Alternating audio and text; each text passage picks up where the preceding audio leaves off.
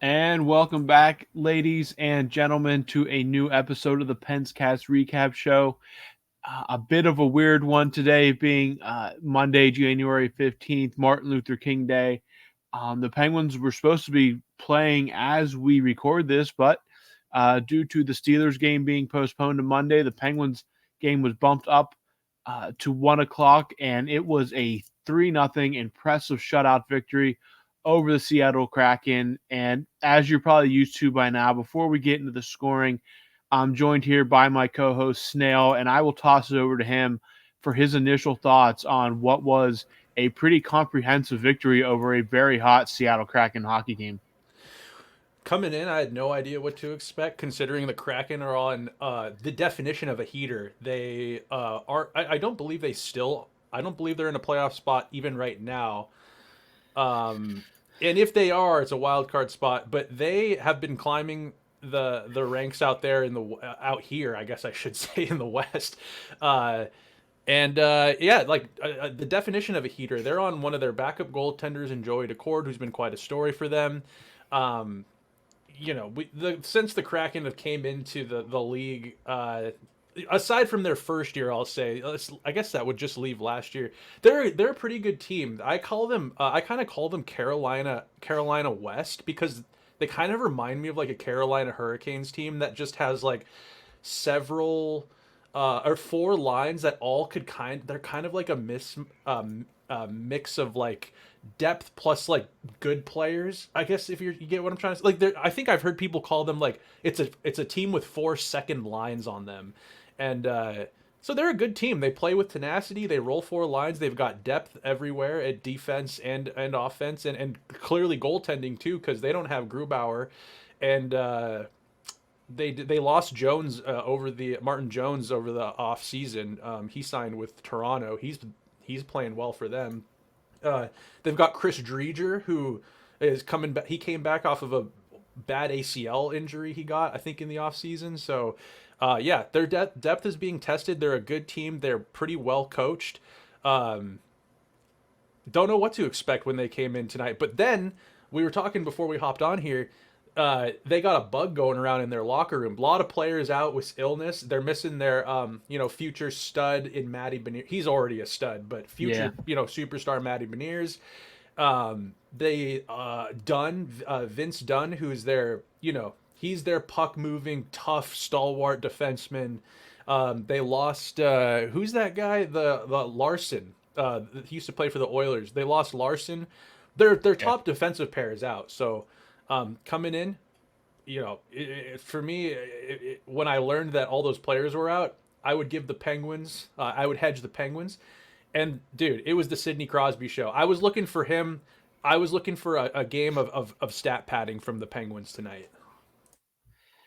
Yeah, and you didn't. I mean, they got 3 goals, and the goals came from your expected sources here.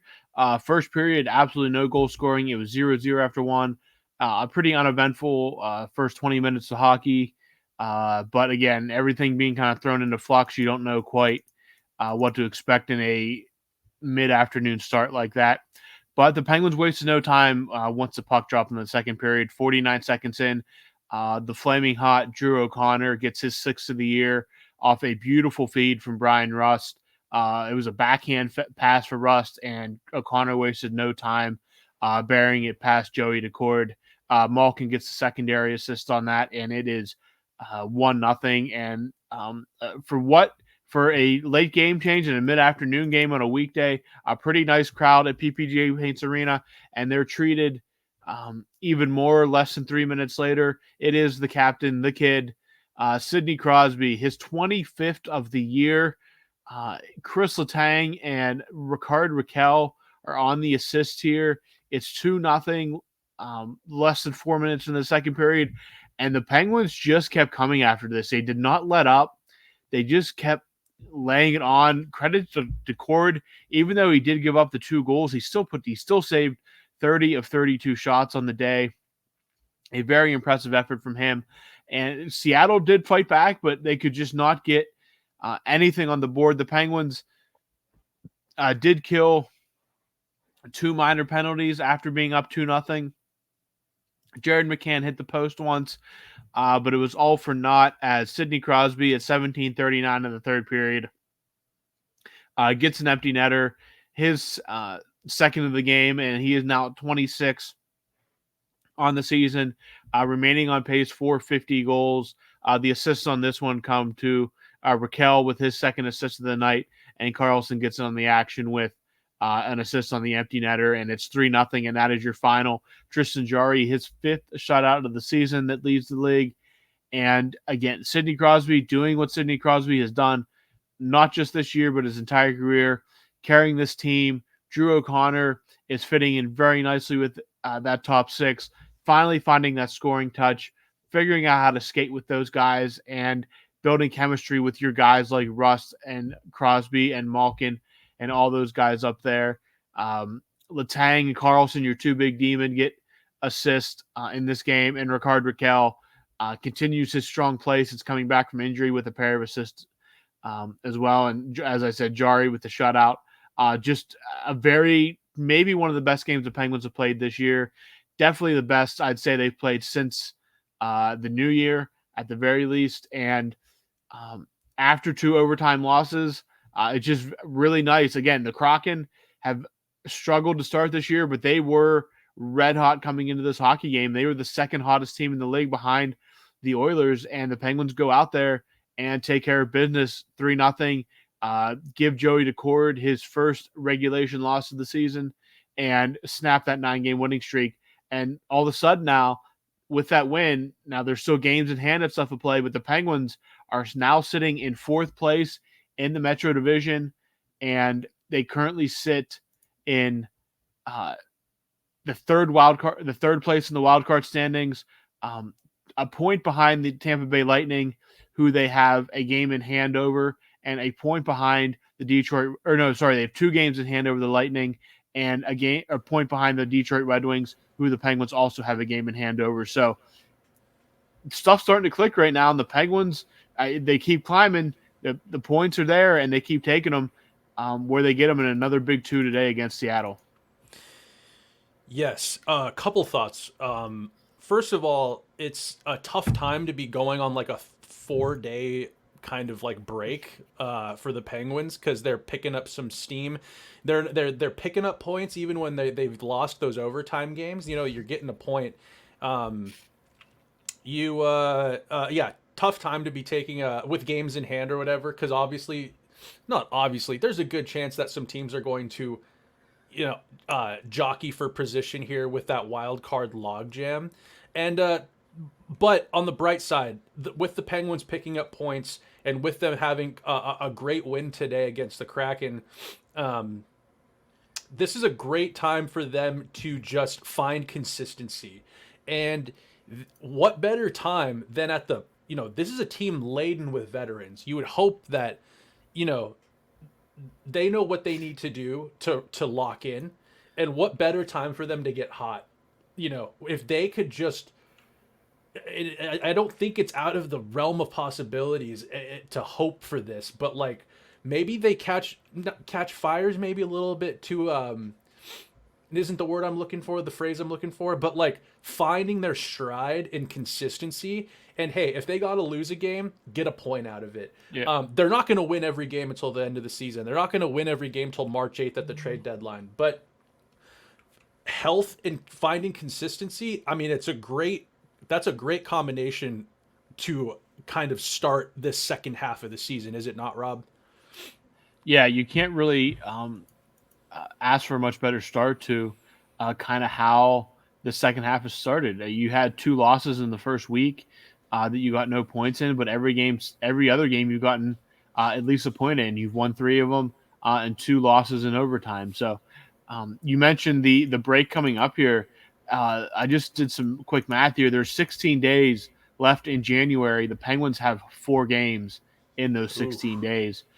They are off until Saturday at this point before heading out to some warmth, at least out in the desert, with a doubleheader between the Golden Knights and the Arizona Coyotes, and then home. But then a 3-day off. They come home for a back-to-back set with the Panthers and Canadians before going on their bye week / All-Star break. So there's really only actually the 4 games the rest of the month, and then they actually don't after the end of their final game in January the um, is the 27th.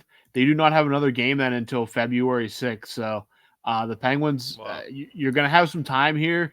These next 4 games are important to get some momentum, to keep the momentum going and get momentum going into your time off. And also just to keep stacking points. I mean, it's going to be a dogfight to the very end of the season, and you have some games coming up where you can get points. Vegas, they're good, but you're really not that many points in the standings behind Vegas at this point. Arizona has definitely slid back a little bit, but they're still going to be fighting for a playoff spot. They're going to be hungry, and then you run into the red hot Florida Panthers, and then the Canadians, who, as we know, are not trying to win. So you hope to take points there. So you kind of just got to you don't make the schedule. The schedule is something that's out of your control. You can only kind of play the games as they come. So 4 games the rest of this month, starting Saturday. But for an old team like the Penguins, maybe this time off is at this point in the season. You're over. You just started the second half. Maybe this is more of a benefit than anything, just to give these older bodies, even if they're not out injured, they're beat up, just to give them a little extended rest and gear up for the final 40, 38, 40 games here. Totally. It's a good point. With an older team like this, rest is far more important. I think, and yeah, I think that with these 4 games remaining in this month, I mean, it is it's decent competition. I wouldn't say that the Vegas Golden Knights are the world beaters that they were in the first like month of the season or whatever, where it seemed that they just rolled things over from winning the Stanley Cup. Arizona, pesky. Montreal, not trying to win, but again, they play. They're pesky as well. They've got guys that can score, guys that can beat you. So these games are important. They need to keep collecting points. If they could just if they could just win out in January, which is, I would say, it's not the tallest ask with all the rest and everything. Like, why couldn't they win out? At least that sets you up so that the month of February, if you stumble out of the gate after all the All-Star break noise and all that nonsense, you can afford to kind of find your bearings if you lose a game or drop a game or two or drop a point or two, which we don't want to happen, but it could happen. They got to keep. They've got to stay on this trajectory where they're collecting points and getting the most out of each game. I. It seems that the All-Star break always comes at like the worst time. Does it not? I feel like every year. I mean, yeah. I mean, I guess when you're a team like the Penguins, it kind of feels like that more or less when you're used to a team that's winning. Not to brag, but No, it's I don't think we're not in a Edmonton situation right now. If I were Edmonton, I'd be absolutely. Now there is 2 weeks yet, so you don't know what can happen. But the way Edmonton's playing, I'd almost just see if you could schedule some just be like, does anybody want to trade off some off days for us to keep playing and try to stay hot as long as possible? The Kraken got cooled down a little bit today, but the Penguins again, neither. I just keep going back to the age thing with the Penguins. We talked, I believe, on the last recap show that um, basically like they're just old. They're the oldest team in the NHL. No matter I think what they're the Cal do, oldest team in sports. I mean, Or like they've the got. average age of the Penguins. I think I saw a thing that they are the mean, oldest team in the major 4 sports. I'd have to say so. I'm just going off the top of my head, so don't take this as definitive or anything like that. But I'd be hard if not. They're at least top 5, maybe top 3, if they're not the oldest, like Snell said.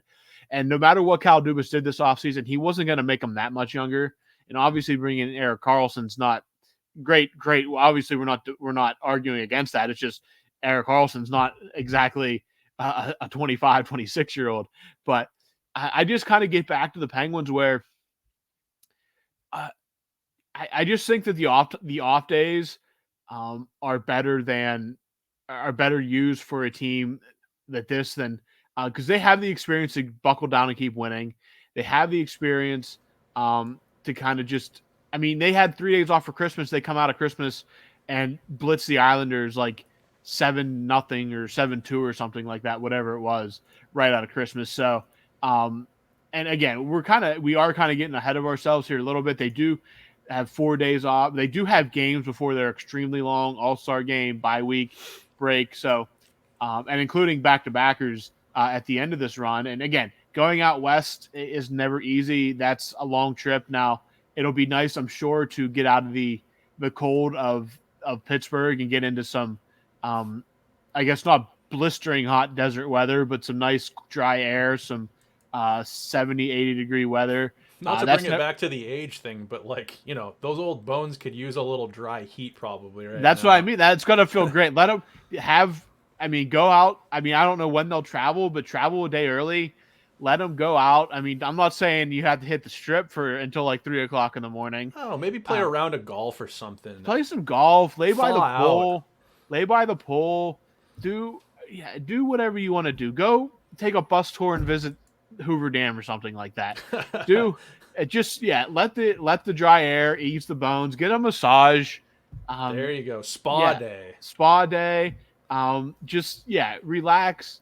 And then your Sunday in between. Stay in Vegas until Sunday night. Enjoy the day after in Vegas, and then head down to whatever damn city the Coyotes are playing in at the moment. And then again, and then you're gonna get a chance to get away when the team's off, and Crosby will be in Toronto, which will be just an absolute media mayhem with him in Toronto for the All-Star game. So bless up. Thoughts and prayers to Sid as he heads out to that. But I think for the Penguins, like, I understand the thought of you're rolling, you don't want to take time off, but man, the age is still a factor. And okay, maybe if you could shave a day or two off, but I'm more relieved that the Penguins are going to get just some downtime to kind of relax and get as healthy as possible for this final, because it's going to get busy when they get back. It is going to get busy, and for some reason, the first thing I think of when you said get healthy is we got players. There needs to be a roster shakeup here at some point. Not a major shakeup, but I'm hoping the Penguins are buyers at the deadline. I'm hoping that there's something they need some depth scoring, and we can beat that drum a totally different time than this. I just wanted to quickly read off this thing. So as of December 27th, 2023, the Pittsburgh Penguins are on average the oldest team across the NHL, but as it turns out, their age spans all sports. They are the oldest team across the 4 major North American sports leagues. So, yeah, a little bit of downtime in the desert will do those old weary bones some good. Also wanted to say that this is Sidney Crosby's first All-Star game in Canada. So, I kind of gripe that I'm just like, don't go, Sid. You gotta just take it easy. Go vacation, reset yourself. You gotta carry this team to the playoffs. But no, I think this will be big for Sid. I don't think for a guy like him, I have a hard time believing that every All-Star game means more than the last, or that these are a huge deal to him. These are for the fans. The All-Star games, I think the All-Star games are kind of corny. The festivities are kind of corny. It's for kids. Like, it's fine. Yeah. They're fine, but the older you get, the more just like cynical you are. You're like, Sid should be resting at home or on vacation right now. Screw Timmy in Toronto. He doesn't need to meet Sidney Crosby. But this is a big deal for Sid. It's a big deal for Canada. He is Canada's hero. He'll probably be on a coin or a dollar someday. Yeah. And the Toronto media, they're going to get their licks in on him. The fans get to see him take part in some festivities. This is probably the only All-Star game I could get on board with and say, you know what, Sid, go have a time up there. Do it for Canada. You're more popular than Trudeau or like any other government official up there. Easy. Canada deserves to have their hero come spend a little time with them in the All-Star festivity. So that's probably not a wild take either. You can see where I'm coming from. Yeah, absolutely. And again, I'm sure Crosby's looking forward to it. I'm sure if it was in Montreal, it maybe would mean a little more, just because that's more like he grew up a Canadiens fan. Right. But it's going to be absolute mayhem up there. And the Penguins, they're off before he has to, and it's not like it's going to be taxing. I mean, he's not out there training, going 100% in the All-Star game. He'll do his skills thing. So I'm not too worried about that. And when they do come back, the first week back um, isn't too, it's kind of a backloaded week. It's not terrible, and they're actually coming out of the break. They have Winnipeg, a couple days off, a back to back, and then a couple days off. So February is actually not too bad schedule wise. It's when March comes, so they do kind of ease back into it. But um, quickly this weekend before we start wrapping up here, as we said, they're off until Saturday, where they will head out to Vegas for a 10 o'clock Pacific time game against the defending Stanley Cup champion Golden Knights, who the Penguins have already played and shut out this year. And then they are off Sunday, and then Monday they wrap up this little desert trip in Arizona against the Coyotes. That's a 9 o'clock Eastern time puck drop. So a little later for us out east, but a little later in the evening. It might be a little dark when the Penguins actually play for our friend Snail out there on the West Coast this time. But Snail, I don't really got much. The Penguins win 3-0. I'll toss it over to you real quick before we wrap this up, and you can get back to your bonfire. Yeah, I got a fire going outside right now that I came in to do this with Rob. I'm gonna probably drink 6 to 8 beers tonight. Uh, Awesome day for sports. Like, I'm not even a big football fan, but just talking to a couple of buddies, everyone's watching a game of some sort. I was up watching hockey, watching a little football. I think there's some football, but not the American kind going on. The only thing missing for me was a lacrosse game today, Okay. but it's Monday, so none of that. They play on Fridays and Saturdays. I got nothing really left. I think just we're praying and hoping for health and consistency Yeah. to close out January. Um, we are going to be back with a mailbag, I believe tomorrow we're recording, are we not? Yeah, due to the Steelers game change, Garrett and we made the executive decision to push the mailbag to Tuesday, Thursday this week. I will say, as a preview, we got a big one for you this week, folks. I believe there's 38 questions, Garrett. 40. 40 questions. Holy Moses. I think a couple of them trickled in a little bit late. Wow. So, I mean, yeah, you're going to get two full mailbags to make up for the lack of Penguins game action this week. So, tune into that. We'll get I'm those gonna out need to for you. pour a coffee or something. You're Before going to we do need to. that You guys one, really 'cause- came through that. You guys must have saw the schedule.